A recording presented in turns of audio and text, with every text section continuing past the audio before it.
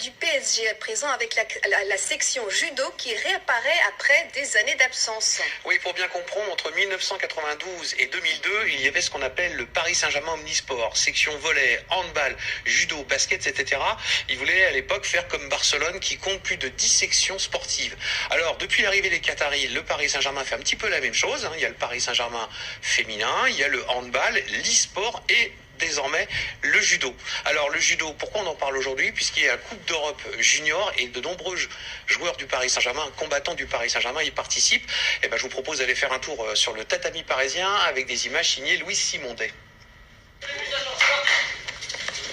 Jouer au football quand on fait partie du Paris Saint-Germain, ce n'est pas surprenant. Mais ici, le kimono remplace le maillot. Bienvenue au tout nouveau Paris Saint-Germain Judo. Un club qui compte dans ses rangs une légende vivante, Teddy Riner, qui effectue un retour aux sources. Moi, je suis un enfant de ce club, comme je le répète à chaque fois.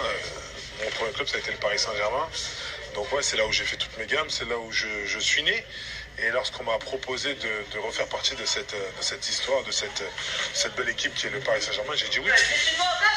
Le club a deux entités, une école ouverte à tous et ce que l'on pourrait appeler une masterclass. La voici, composée d'une quinzaine de jeunes garçons et filles choisis parmi les meilleurs de leur catégorie.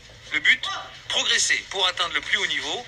Alors forcément, les conseils d'un double champion olympique, cela peut aider. Il a l'habitude sur des choses et quand il va nous voir faire, il va nous dire non, fais pas comme ça, fais comme ça. C'est un autre regard que les professeurs.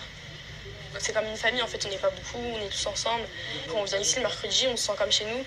Et qui est aussi tout ce qu'il nous faut, c'est important aussi. C'est en fait la renaissance d'un club, car du temps du PSG Omnisport, il y avait une section judo de 1992 à 2002, avec notamment David Douillet ou encore Jamel Bourras, qui est d'ailleurs l'actuel président du club.